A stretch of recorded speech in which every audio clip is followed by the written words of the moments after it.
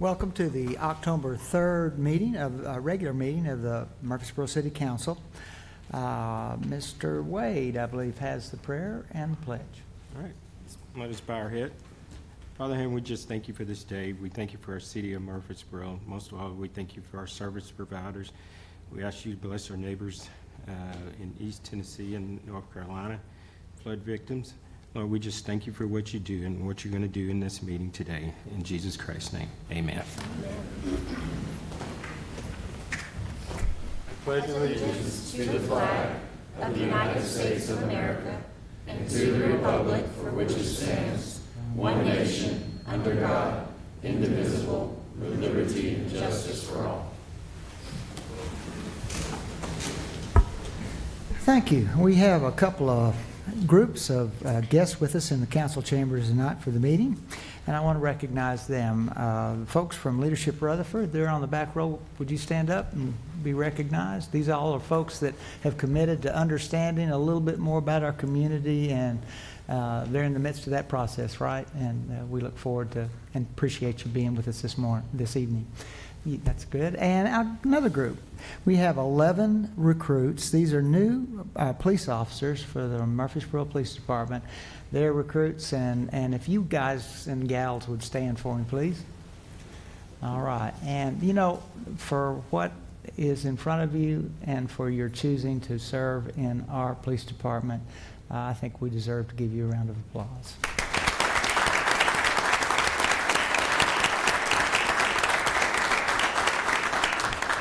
Thank you. All right, we have a STARS Award tonight. Mr. Wilkerson.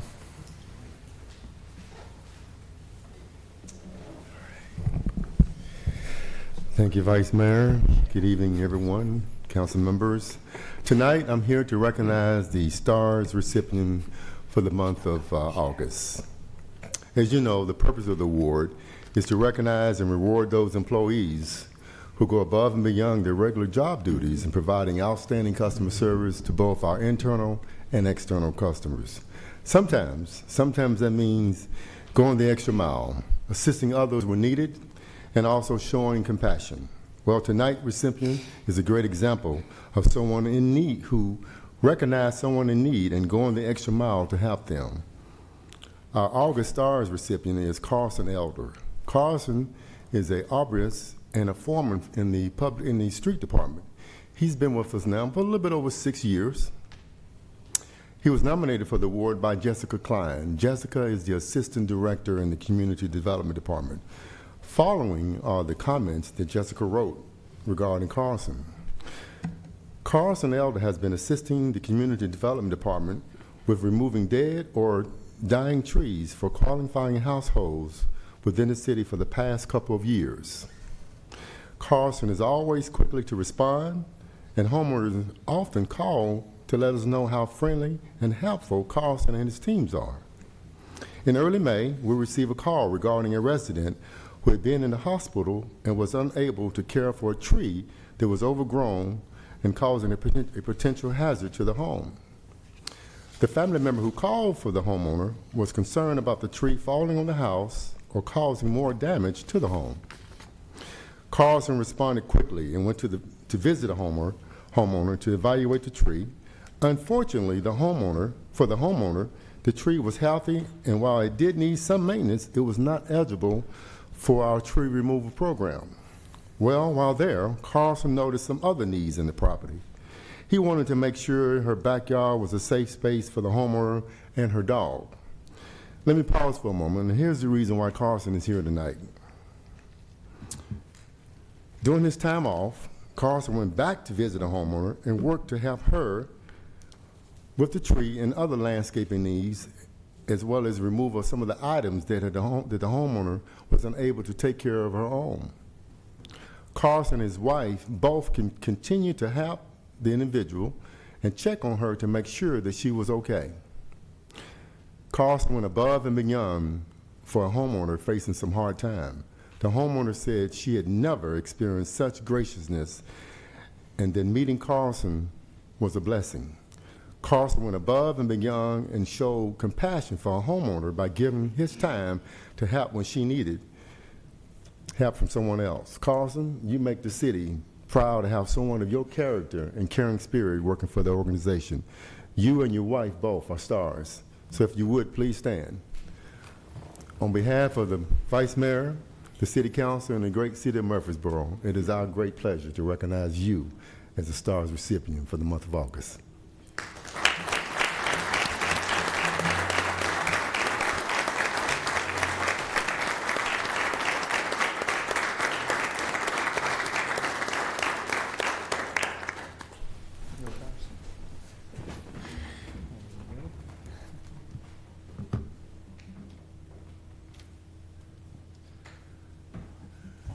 Congratulations.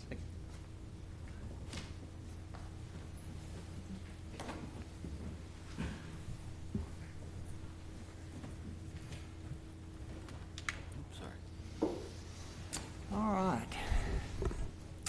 Council, you have 10 consent items in front of you. Do I hear a motion?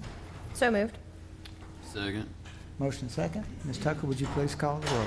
Ms. Saberwater. Aye. Mr. Maxwell. Aye. Mr. Wade. Aye. Mr. Wright. Aye. Vice Mayor Shacklet. Aye. All right, we have several minutes from our meetings presented tonight.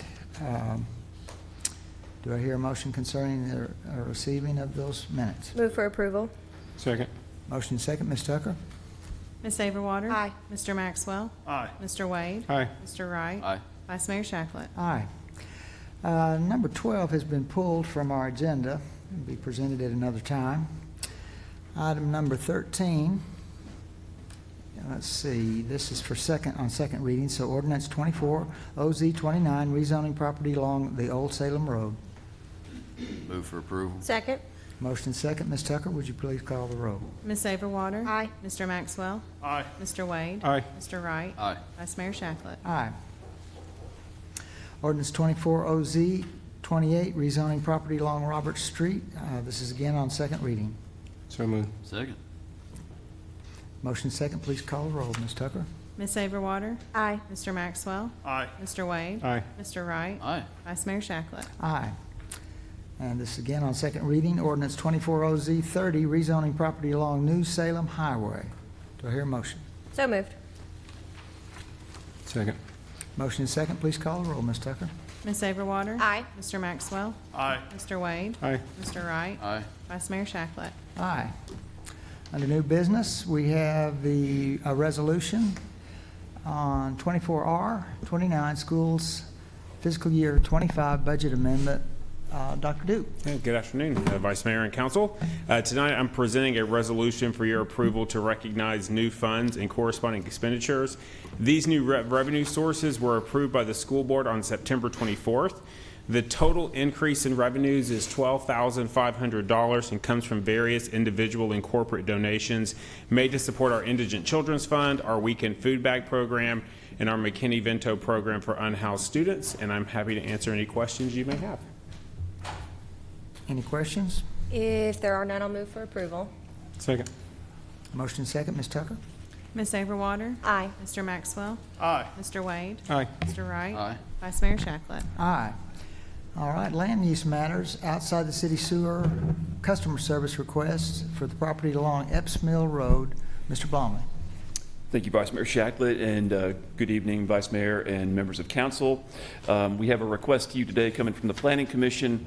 It is for 37.56 acres located along the north side of Epps Mill Road, just to the west of the I-24 Epps Mill Road interchange, and it's to the west of the Capitol Business Park subdivision. You'll see the Capitol Way street there, and it's this subject property is what is shaded in yellow.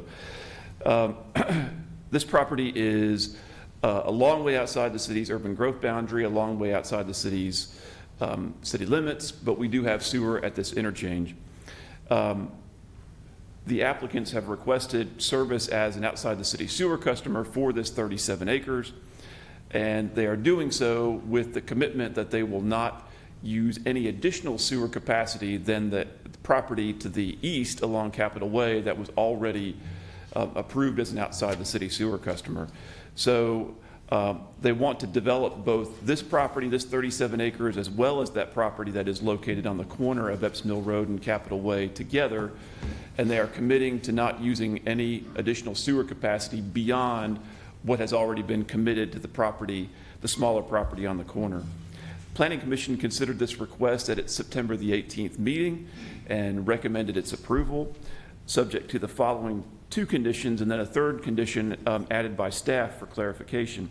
Number one, the total allocation of sanitary sewer to the subject property combined with the adjacent property to the east, Lot 2 of the Capitol Business Park subdivision, shall not exceed the amount of sanitary sewer capacity already allocated to the property to the east. Number two, a city equivalent zoning classification of light industrial shall be assigned to the property. That's used because the city, if it's approved as an outside the city sewer customer, has to comply with the city zoning requirements as well, and we would apply the light industrial classification. And number three, the adjacent property to the east, Lot 2 of the Capitol Business Park subdivision, was deemed as grandfathered for sewer service purposes in November of 2019 by the Water Resources Department, as it had an executed development contract with the city. As I mentioned, the Planning Commission recommends approval of this property as an outside the city sewer customer, subject to those conditions. I'll be happy to answer any questions. Comments or questions? What's the capacity for the properties to the east? Like, what is it that they are constricted to now? 9,000? As far as like the numerically what they're, From a sewer standpoint?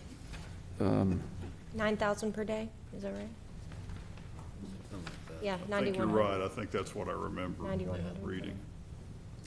I would have to look back at that. Or consult with Ms. Smith. Well, I know industrial gets 4 single-family units per acre. You might come to the microphone. That's good. In the industrial zoning, they get 4 single-family units per acre, and each single-family unit is 260 gallons per day. I'm not sure what the acreage is of the property, but we would have to do the math on that. 37 acres. It says 9,100 right here. That sounds about right. Okay. From previous conversations with them, that does sound about right.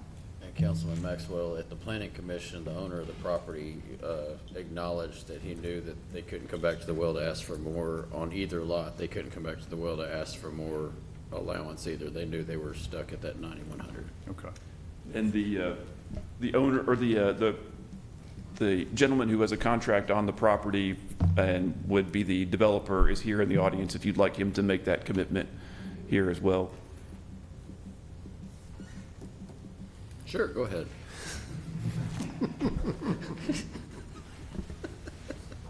I was going to make a motion, but okay. Hi, yes, we're committing to no more than 9,100. Thanks for coming and doing that again. Sure. So moved. Well, motion to serve as an outside. Outside. Yeah, There's two, outside. there's two. Yeah, motion to serve as an outside sewage customer. Outside. Subject to staff so- comment. so- There's two staff notes. Yeah. They want us to. I think they are added in this ordinance. They're added in. They're already there. In Planning Commission, we have to add the staff comments Yeah. here. They're already You're sure added. are they already added in? Yep. No, it would be subject to Yeah. the 3 conditions recommended by staff from the Told Planning y'all. Commission. Lawyered. Sit down, Jamie. I think Councilman Wright attempted to make a motion to approve this property as an outside the city sewer customer, subject to the conditions listed. Yes, I did. And I will second that motion. Okay, I think we've got a motion and a second. Please call the roll. Ms. Overwater? Aye. Mr. Maxwell? Aye. Mr. Wade? Aye. Mr. Wright? Aye. Vice Mayor Shacklet? Aye. Thank you. Thank you, Matthew. Ordinance 24-021, changes to the city code, and these chapters are listed in our request. Let's see, that's Ms. Smith. Yes. Good evening. This ordinance is bringing before you minor changes to Chapter 33 of the City Code. There are 3 changes before you. In Chapter 33, Section 73, in the definitions section, it's just a renaming of the Sinking Creek wastewater treatment plant to the Water Resource Recovery Facility.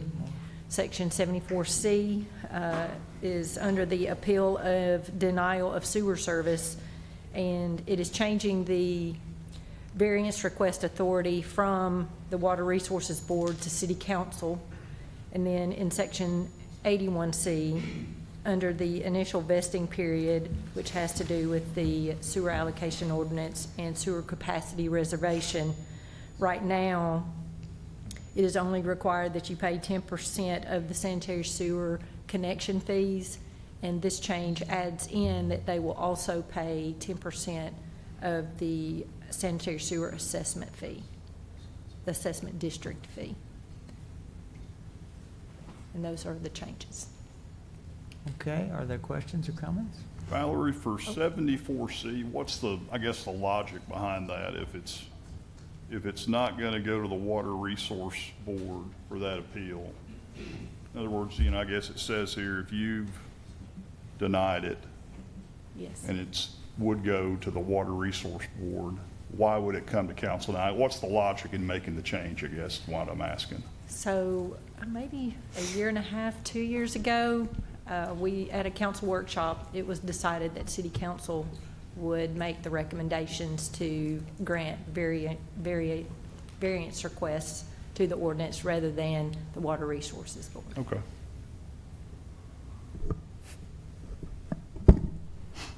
Any further questions or comments? If there are none, I'll move for approval. Second. Motion and second. Ms. Tucker? Ms. Saberwater, Aye. Mr. Maxwell, Aye. Mr. Wade. Aye. Mr. Wright. Aye. Vice Mayor Shacklet. Aye. Ms. Smith, you're still at the podium. Let's see. We've got the vac truck purchase. Yes. So it has been 28 years since we have replaced the vac truck on the lower right.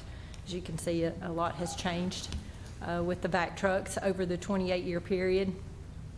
It is, the one on the bottom right has become unreliable, and Operations and Maintenance is requesting to replace the vac truck for a purchase price of $332,320. It's been budgeted for $360,000, and if approved, this would be replaced with the upper left and would be the fifth in our fleet. And we request approval for the purchase. So move. Second. Got a motion and second. Ms. Tucker, please call the roll. Ms. Saberwater. Aye. Mr. Maxwell. Aye. Mr. Wade. Aye. Mr. Wright. Aye. Vice Mayor Shacklet. Aye. All right, Thompson Lane widening, the ELI, that's Energy Land Infrastructure Design Amendment Number 2. Ms. Smith? So with the continuing design of water and sewer replacements and relocations in conjunction with the Thompson Lane widening project, ELI has asked for a second amendment to their work authorization in the amount of $110,560. This is to continue working through conflicts with other utilities. All of the utilities have submitted their design to one of the engineers who has come up with all of the conflicts between the utilities. So this would pay for the additional design of conflicts and relocations, in addition to ELI describing and providing easement documents and exhibits for approximately 80 easements that the department will be required to obtain. Therefore, then this would add to their work authorization for a total authorization of $519,512. But the task before you is the second amendment in the amount of $110,560. We request approval. So moved. Second. Motion and second. Ms. Tucker?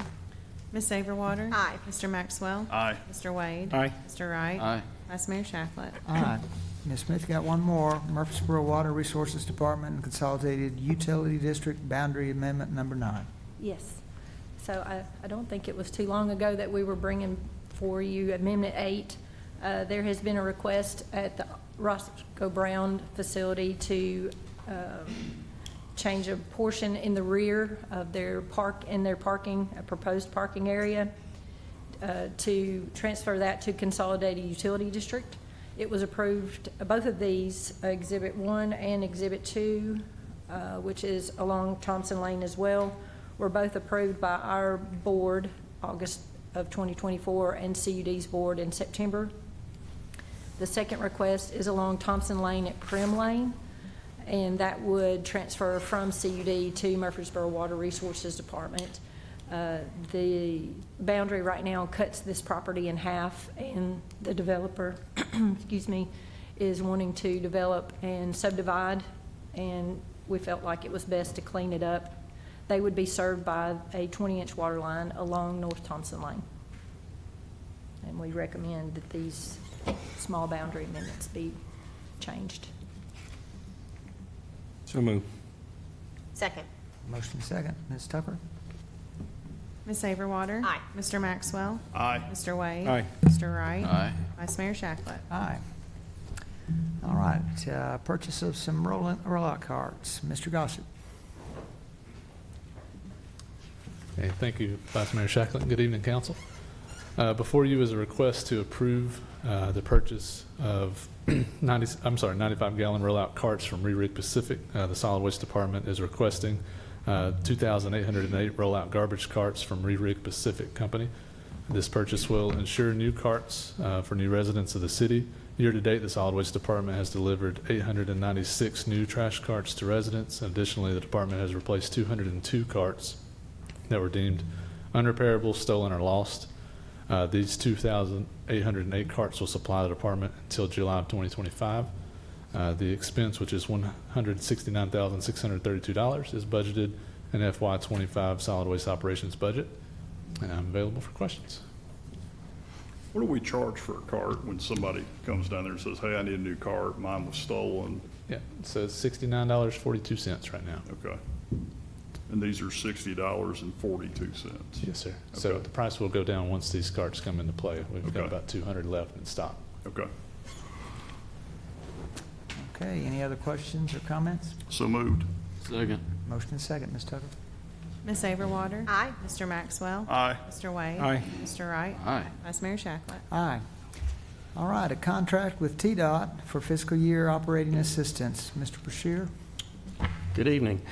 First, I just want to reiterate appreciation for all of you taking that step to protect the citizens of Murfreesboro and me, because Director Randolph tells me I often need protection. Or maybe that was help. I'm not sure which one it was. But the Transportation Department is recommending your approval of a contract with TDOT for transit operating assistance in the amount of $1,131,300. Each year, the state allocates funding from the Urban Operating Assistance Program to assist transit systems across the state. These funds supplement the system's operating budget in addition to federal funds that are provided for transit operations. If exercised, the state matches the first $1 million in expenses at an 80-20 rate and the remainder of the funds at a 50-50 rate. These funds are accounted for in the Transportation Department FY25 budget. So again, we recommend approval of this contract, and I'll be happy to answer any questions.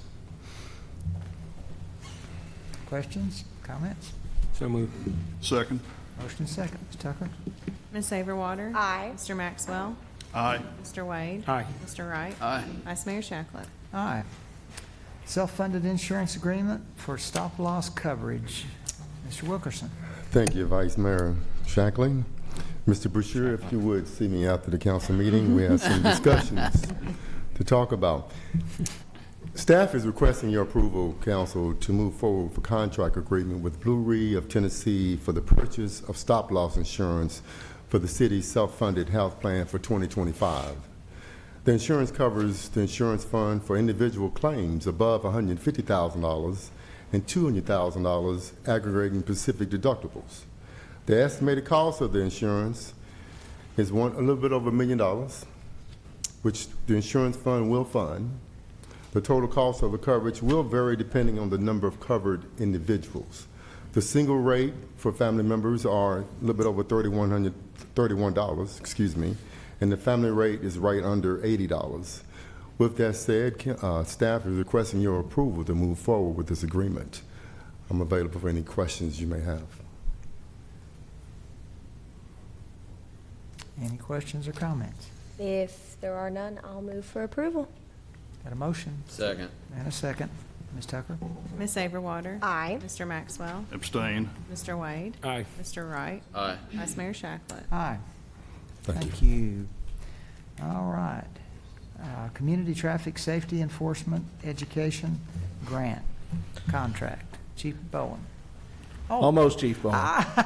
Well, That's all right. I'm nice to Deputy have you Chief here Steve as Gerald, but I'll take that as a compliment.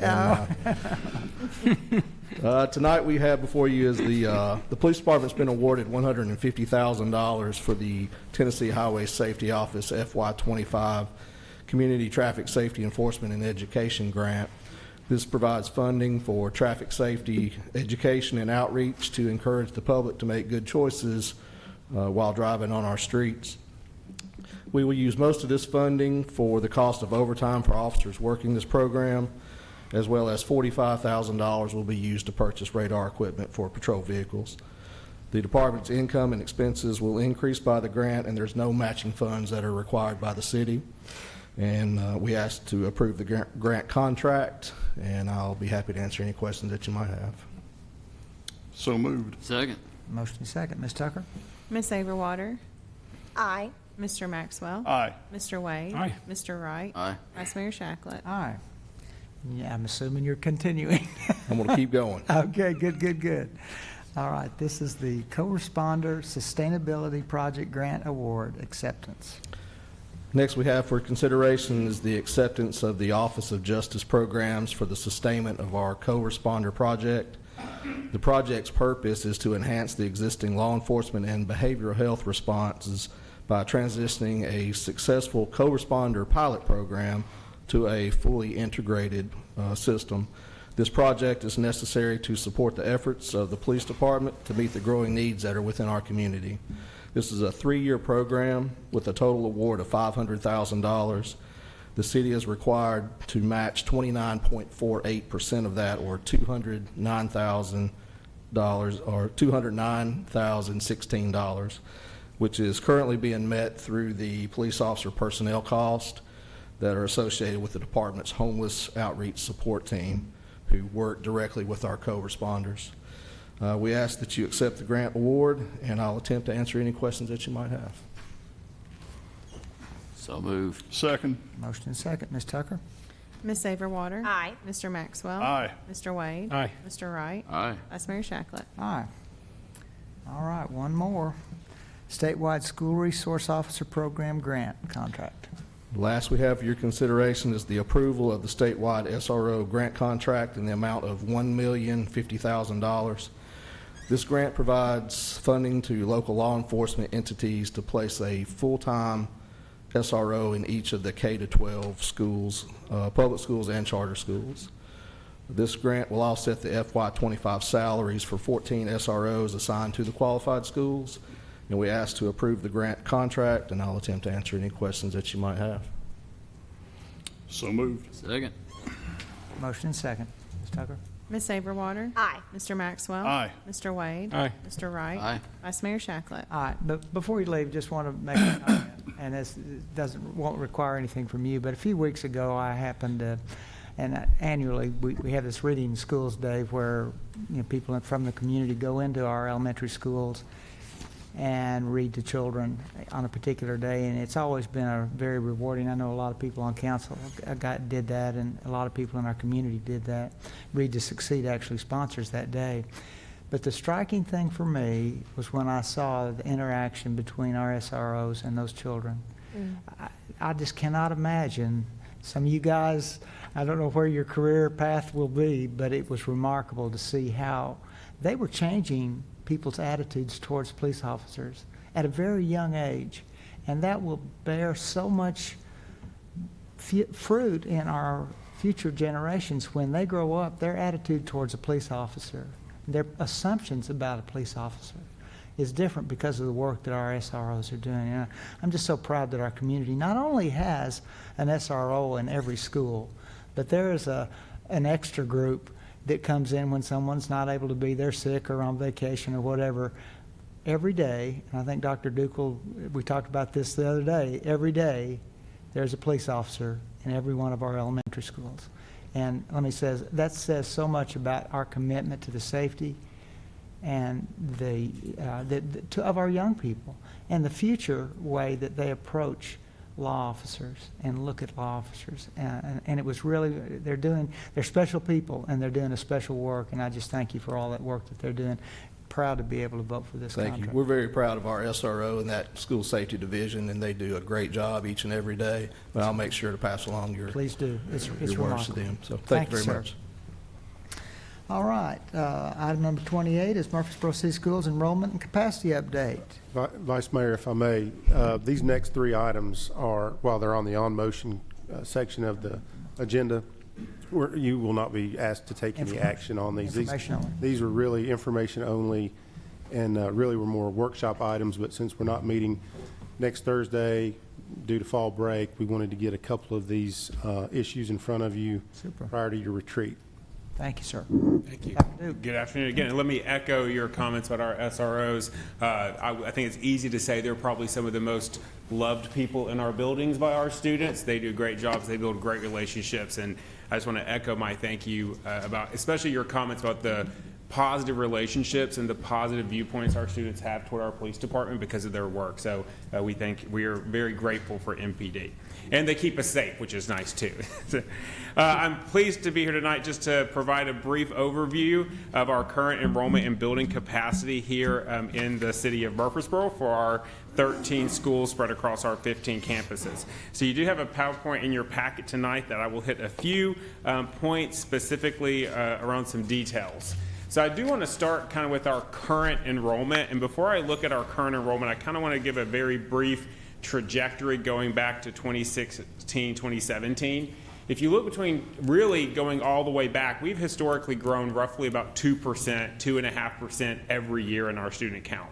1920, of course, was the year before COVID, and we hit almost 9,200, or right at 9,258 students. And then during our COVID year, you see we had a pretty sharp decrease. Of course, we had very few kindergartners come in that year, and many families elected to keep their students home.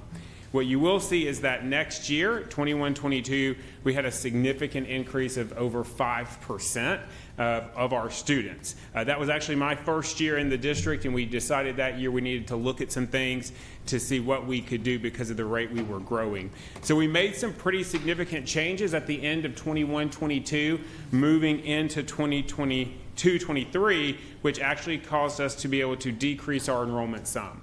Some of those changes were we actually eliminated 3 of our pre-K classrooms that we were providing above the state requirements just to free up some space in our buildings there.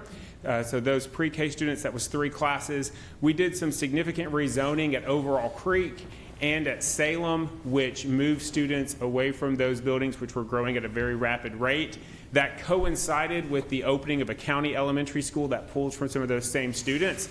So that actually led to that decrease. And then we began to look at our 6th grade classes and began to think about where we could make sure we continue to offer a strong 6th grade program, but also keep space constraints in mind. So beginning of that year, we began to look at 6th grade, and actually every year since have made some changes to our 6th grade program and moving students to buildings with capacity.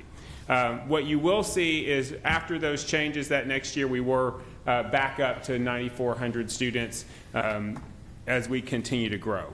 Where we are this year, actually we're at kind of a slight decrease from where we ended the past year.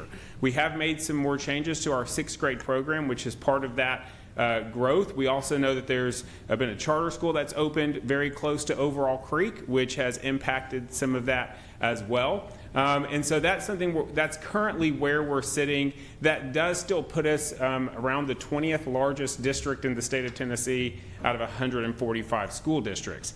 I will say when you look at the year before, that 9,490, what we've really noticed the last couple years is our growth isn't happening over the summer months. So it's not in June and July. Our growth really happens throughout the school year. So overwhelmingly, the amount of growth we saw last year happened between November and January. And that's when we saw a large influx of students. So we'll be watching to see if we mirror that again this year. Here's our enrollment by school. I do want to just point out to you, I know several colors, the bars, these are raw student count. So there are some shorter bars, but it really has to do with building capacity, which I'll show you in just a moment. So for instance, if you look at Bradley, which is that second bar, it is very small, but that is a much smaller building compared to Overall Creek, Salem, or Black Fox. What you'll notice are three colors on this chart. The schools that are in light blue, those are schools that have had what I'd say consistent enrollment from the previous year, maybe a small increase, a small decrease, but no major changes. If you look at the three orange bars, that's where we've seen growth above 2% in the last year since we ended, and this is compared to our last day of school in May. What's interesting is outside of Black Fox, those other two schools are not schools where we historically see growth. So Black Fox is a school that has been growing, continues to grow, and is one we watch very closely. Hobgood and Reeves-Rogers typically do not grow at that rate, so that is something we're continuing to watch. We did add growth positions at both Hobgood and Reeves-Rogers. And then interestingly enough, which also is not common for us, if you look at the three dark navy blue bars, that's where we've actually seen a small decrease from where we ended last year. And that's on our west side of town, Overall Creek, Salem, and Scales. Again, that is not traditionally common for us to see stagnant growth or even a small decrease in those numbers. I will say with Salem, it says 2.5%. That really equates to right at about 24 students less than where they were last year. A couple things we can point that to. Again, Overall Creek is no longer housing a sixth grade program at that building.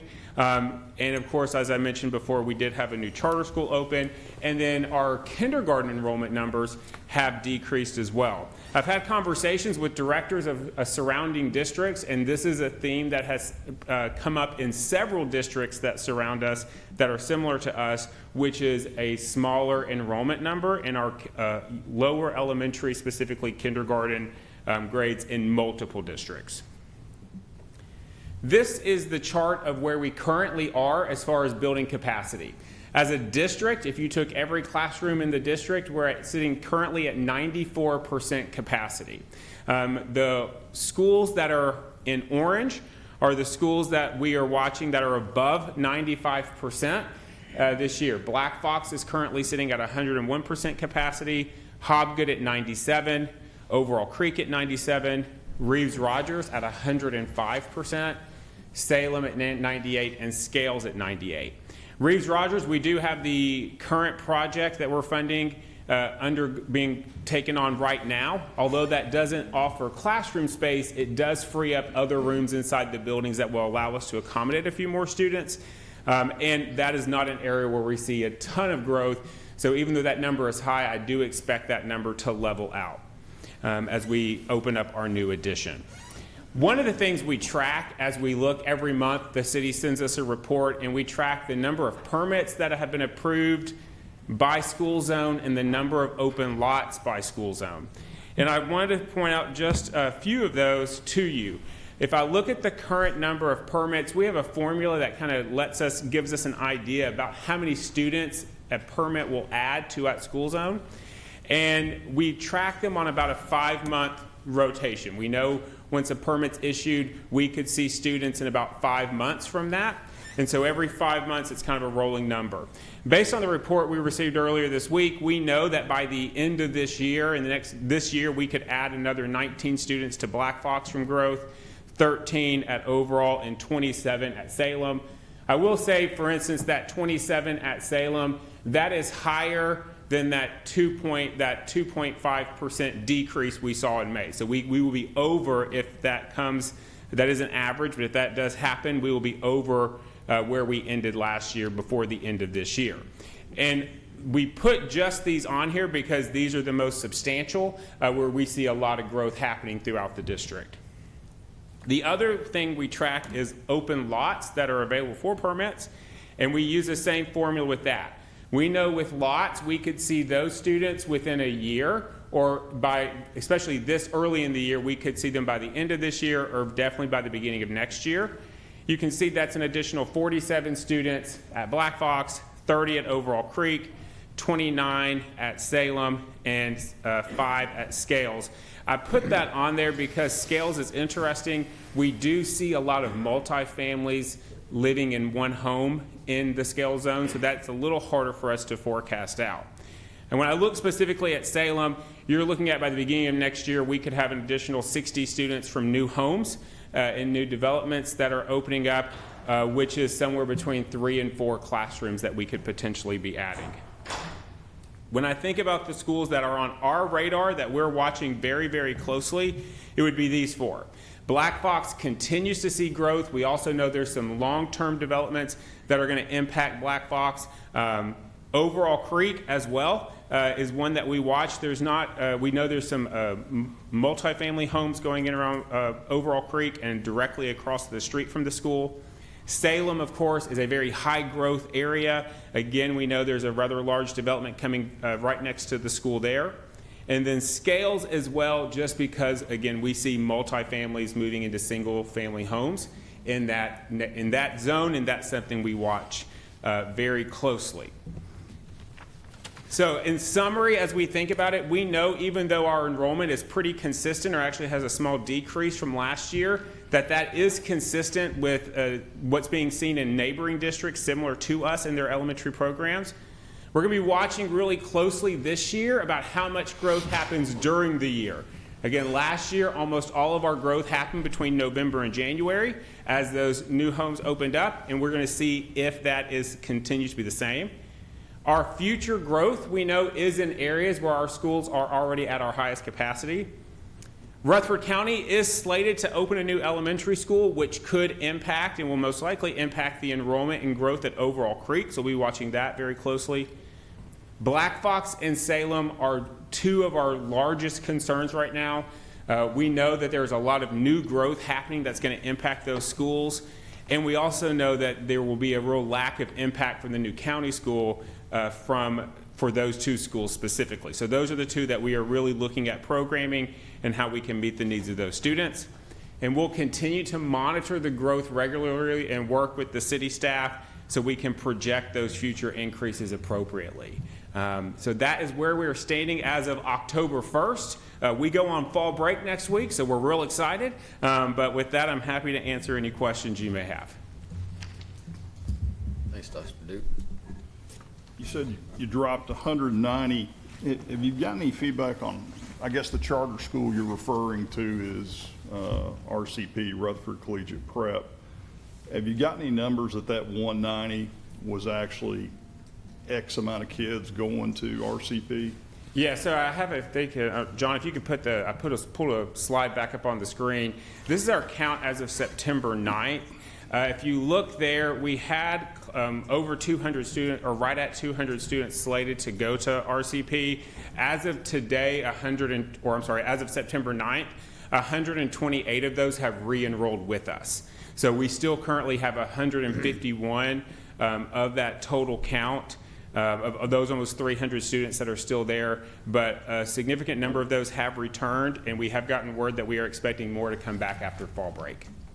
Okay. The second, I guess, last question is from a budget standpoint.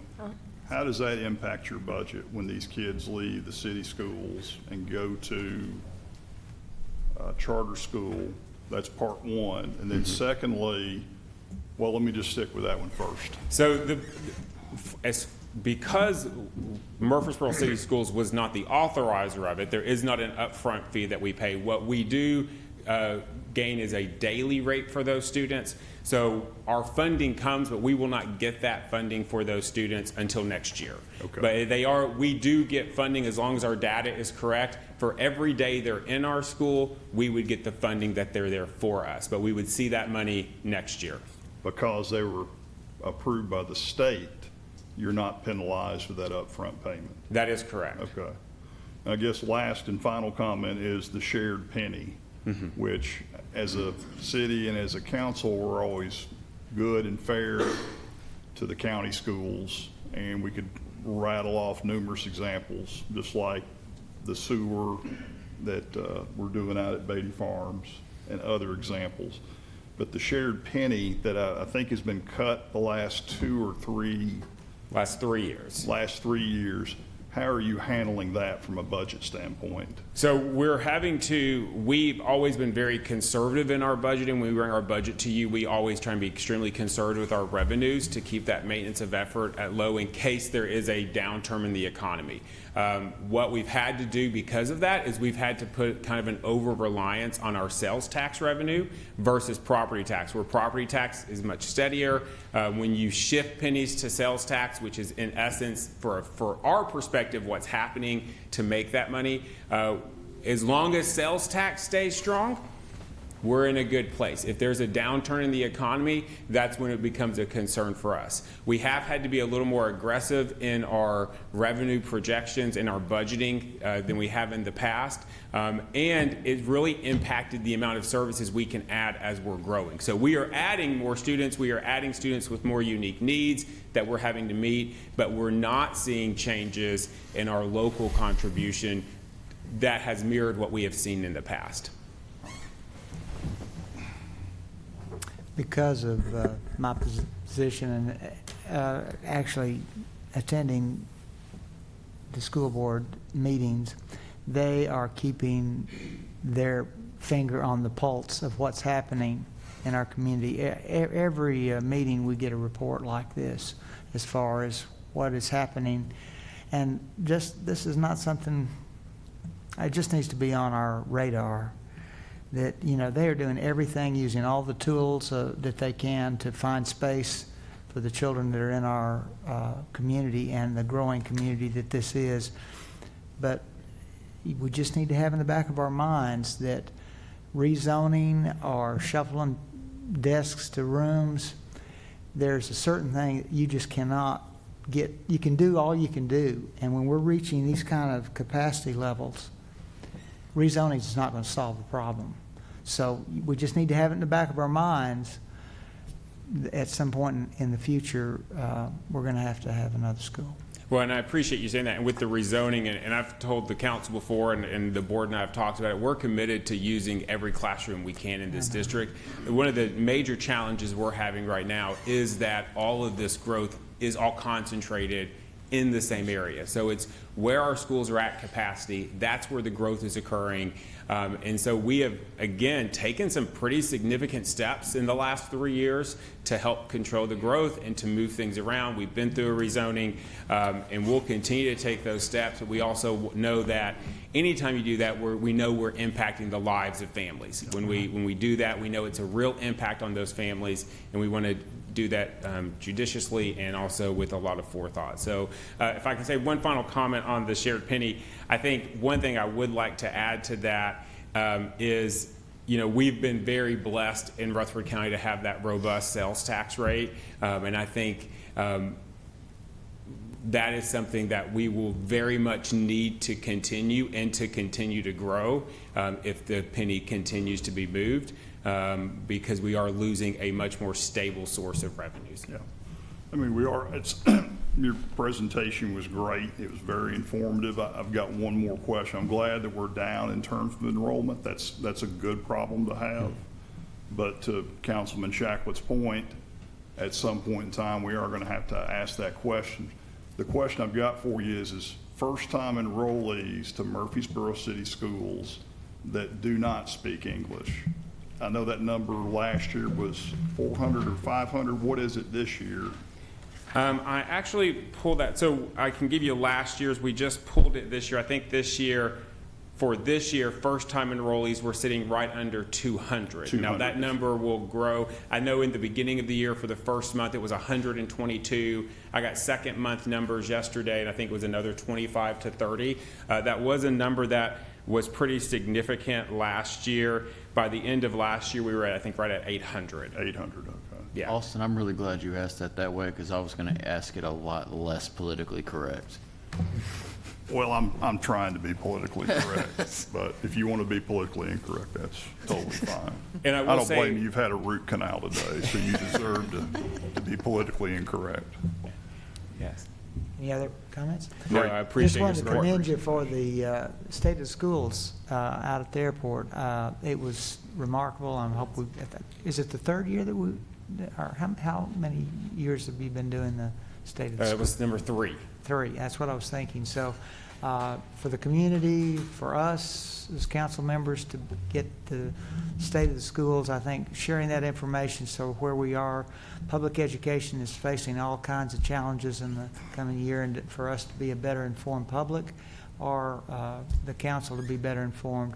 And you are certainly doing, you and your staff and team are doing a wonderful job of helping us be better informed as to the state of our schools, so that as we make decisions going forward, they will be truly what our school and systems, parents, children, all of us need. And I just thank you for the work that you're doing. Well, thank you. We're very proud of our team. Dr. Duke, one final comment.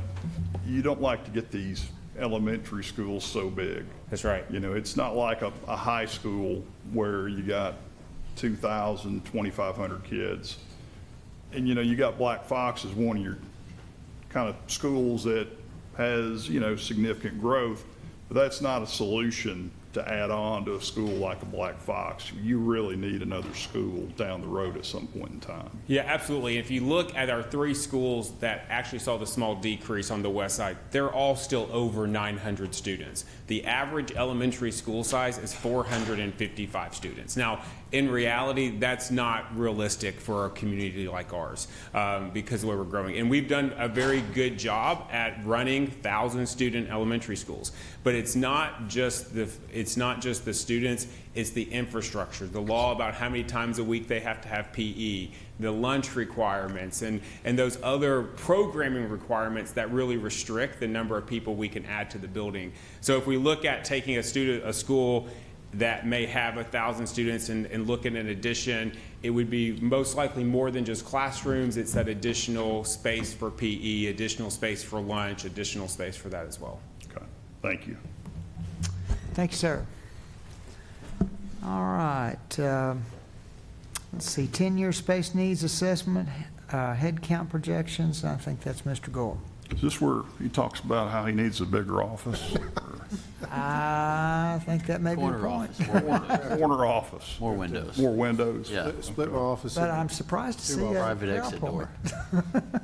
I am doing a PowerPoint. There's a lot of data here, and I want to preface this by, I think back in 2015, City Manager Rob Lyons came to the council and asked for an outside consultant to do a space needs assessment for the city, and it was almost $250,000.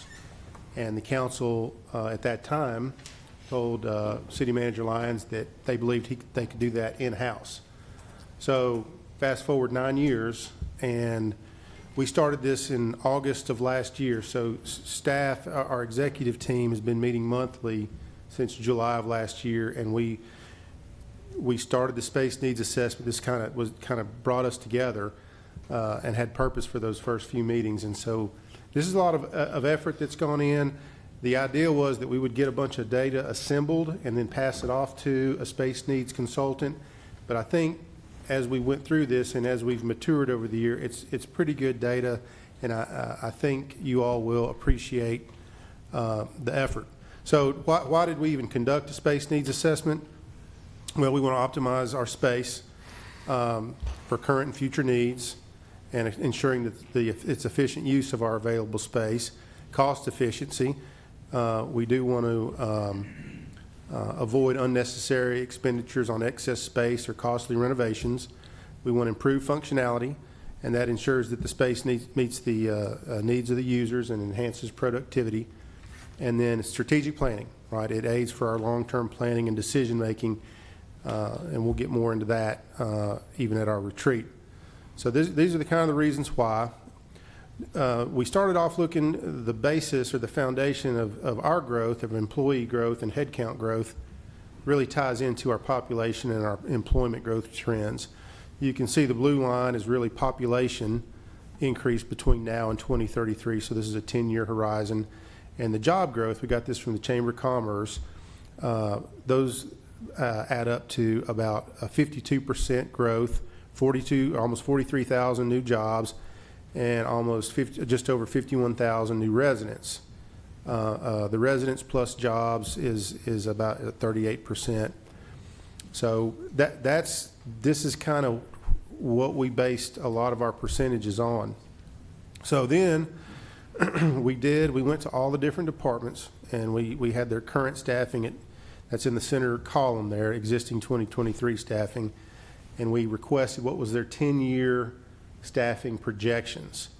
And you can kind of see at the bottom, and I know these numbers are somewhat small, but we're talking about going from 1,249 existing employees to 656. That's 407 new employees over 10 years. The two highlighted yellow numbers indicates police and fire. That represents about 60% of that 407. And then when you add in the blue, which is recreation and transportation, that ends up being about 75% of the total employee headcount increase through those four departments. And the transportation is primarily a lot to do with the new transit facility that we're about to open. This is all departments. Again, this is the 1249 to 1656, 407 additional headcount. That's 32.6% increase in employees. And again, I'll give you this PowerPoint, or we'll review this PowerPoint again, or these numbers at our retreat on the October 24th. So that just kind of just gives you the whole numbers.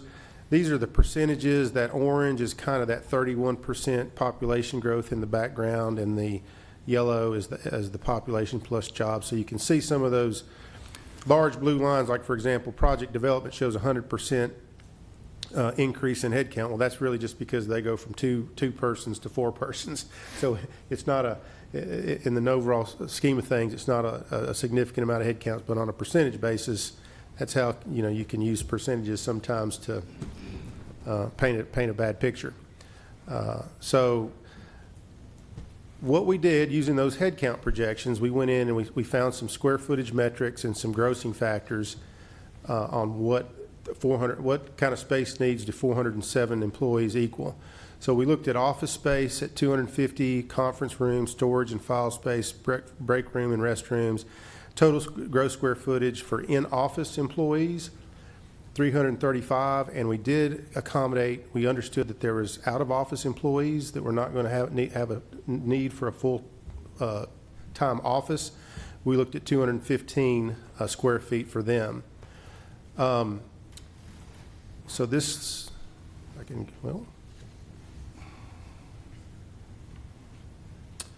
this, again, are small numbers, but this is the breakdown really between the in-office versus out-of-office. So we showed about 168 increase in the in-office and about 239 that would be out-of-office the majority of the time. And that's how we effectively applied those square footages. What does that look like? So I tried to break it down between general fund, water resources, fire and rescue, and MPD. But in essence, we're looking at around 82,000 square feet to accommodate the new employee headcount. We're looking at about 33,000 of warehouse storage. And again, why does this matter?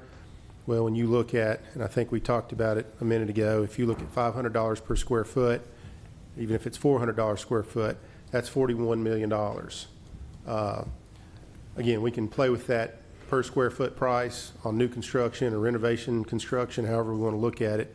And of course, warehouse space at $200 per square foot, we're looking at 6.5. So you're looking at somewhere at $47.5 million over the next 10 years as a capital investment, or we got to find existing buildings to renovate and move into. But that gives us kind of a basis for when you say you need 82,000 square feet, how did you get there? Well, that's what we're trying to explain to you today, is this is how we got there was looking at the projections. A little bit of a busy chart here, but this is breaking it down by year. So you can see up at the top, small numbers again, 34 this year, but really 46, between low 40s and up to 50 over the next 10 years. And that's how we've kind of looked at the annual increase needs. Why does that matter? This final slide, because there's an expense. As you bring on new employees, you can see this is a waterfall plot that shows that we're basically bringing on between $5 and $5.5 million of new salaries each year. This does not include raises for existing salaries. That will be another component of what we review at the workshop. So again, why is this important? Over a 10-year period, you're looking at about a $41.4 million revenue requirement in order to pay for those salaries. For new people. For new people, right. That does not include, I've got a whole nother chart for you guys, October 24th, to talk about raises and how you want to look at structuring pay plans. I'm sure you guys are super excited about our retreat on the 24th and 25th. Fired up. Fired up, yes. But again, you can kind of see this is the methodology. We're trying to create a pro forma for you all that shows, hey, these are our expected revenue increases with sales tax, property tax, solid waste fee, other ancillary increases, and these are what we expect to have as far as operational expenses, payroll expenses, and the big E, debt service. What do you all want to build? Because when you build and you bring in that new annual debt service component, it's the biblical principle of counting the cost. We're trying to give you that 10-year, somewhat of a 10-year outlook or roadmap or horizon so you all can see the ramifications or the implications of building things and bringing on new people. So that's really it. I don't know if that was 7 minutes or not, Trey, maybe a little over, but I tried to keep it to 7 minutes. But I'm open for questions if you have any. And again, this is really some data to chew on, because I didn't want to. I want you all to see this now, so that when we get to the retreat, you're gonna have given you've been given your the data. All right. Thank you, Darren. That's good. Any other comments? Good transitions on the PowerPoint, Darren. And you will, and you're going to send us that PowerPoint. It's nice to have that to maybe chew on before we get to our retreat. So. The graphs, a lot of those are in the report, but it is sometimes easier just to see it in 10 slides versus a 40-page report. I'll just say that, you know, on the next to last slide where you broke it out over 10 years by each function, I want to say it was 18 police and 5 or 6 firefighters per year. And, you know, we've had a hard time recruiting and retaining depending upon which way you wanted to look at it. So it's critical that the salary and the benefits are in place so that we can meet those numbers, I guess is what I'm saying. We've got in our pro forma, we do have a payroll slippage where we know that while we may budget for all of those head counts, it's the last few years it's been difficult to actually get all those new employees into the city.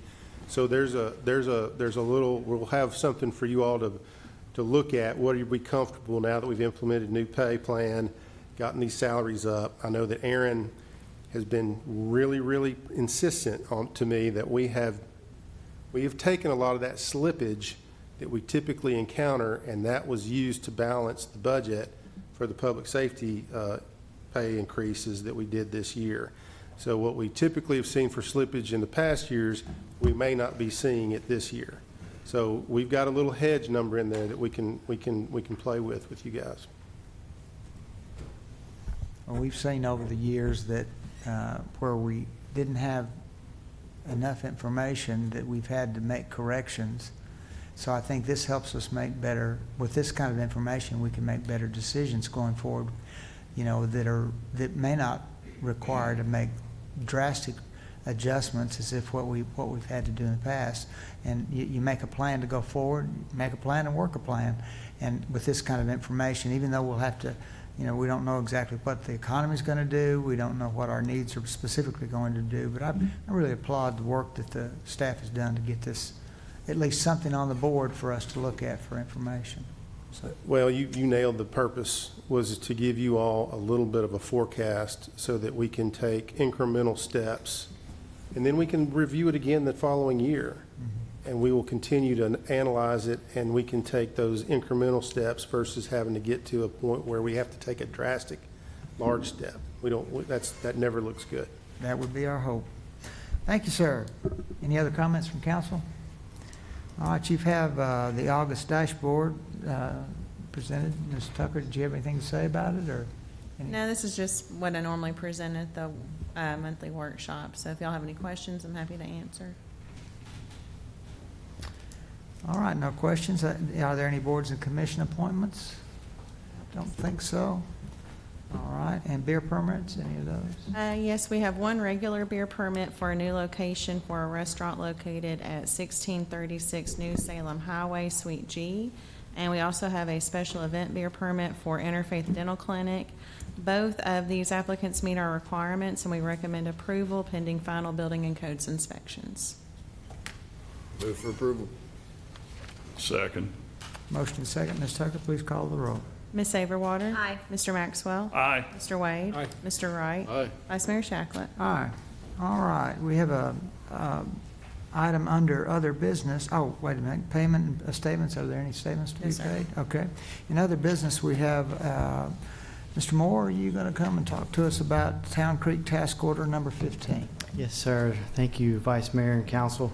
I know this item came to you a little bit late today, so if you have questions, we'll try to, I know a little less time you've had to digest, so we'll certainly answer any questions you may have. But this is a task order that falls under the Master Service Agreement with Griggs and Maloney that was approved by City Council last year in 2023. This provides for the removal of underground storage tanks at 215 Northwest Broad. That's the Headlines building that was taken down recently. And that's in preparation for the Town Creek daylighting project that's coming. We had some historical information in that suggested that tanks were at that location. And actually on Tuesday of this week, with the help of our street department, we were able to visually confirm that there are tanks in the ground, underground storage tanks. And while these tanks, they're so old, they're actually not registered with the state of Tennessee Department of Underground Storage Tanks.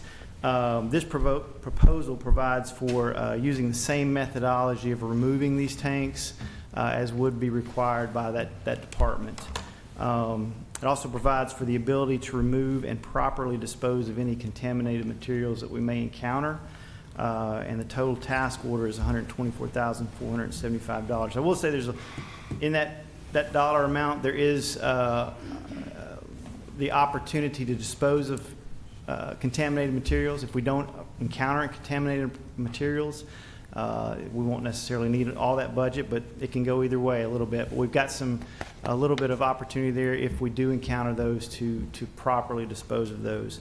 We would ask that you approve this task order, and it will be funded by the ARPA funds that are allocated for Town Creek. Mr. Ryan Maloney is here with Griggs and Maloney, so he or I can answer any questions you may have. Thank you. All right, are there any questions concerning this? Is there the potential for other tanks? You know, because that is Highway 41, which used to be I guess, the main highway at one time. I guess, could there be another tank out there, or just won't know until? There's a little bit, I mean, that's an interesting question in the fact that we had, actually Griggs and Maloney, the way this knowledge came to us is I think it was in the early 90s. Early 90s, an ESA, environmental site assessment, was done, and I can't tell you what for on that site, but it was done for that site. And I believe historically, I'm looking at Mr. Maloney, historically there was some information that was passed along saying someone said, hey, there's some tanks in the ground there, but no confirmation of those tanks. So interestingly enough, we had some information for this area specifically that says historically there were 4 tanks that were there. We identified 2, and we stopped there because those were easily to pothole, I'll say. So we're pretty confident there will be 4 tanks there. We don't have any other, I'm not aware of any other historical information along that corridor. If we do encounter something like that, then we'll have to deal with it during the daylighting project. Okay. Councilmember. Good question. All right, any other questions? So moved. We'll need to move on a motion to approve this. So moved. Motion? Second. And a second. Ms. Tucker? Ms. Saberwater? Aye. Mr. Maxwell? Aye. Mr. Wade? Aye. Mr. Wright? Aye. Vice Mayor Shacklet? Aye. All right, I believe that is all on our agenda tonight. Is there any other business to come before council? Any other comments from our council members? I'll just, I guess, make a comment and kind of close out the evening the way we, began, and that is for our police recruits out there. I was in the military, and I consider, serving in the military or serving as a police officer or as a firefighter just as noble and just as risky. And I'll kind of close with a Bible verse that we used to use in Iraq when I was with 2nd Brigade, 3rd ID. And then I heard the voice of the Lord saying, "Whom shall I send, and who will go for us?" And I said, "Here am I, send me." So I want to thank you for being willing and able to be sent to serve this community. So thank you for stepping forward. Thank you. Very appropriate words. Any other comments?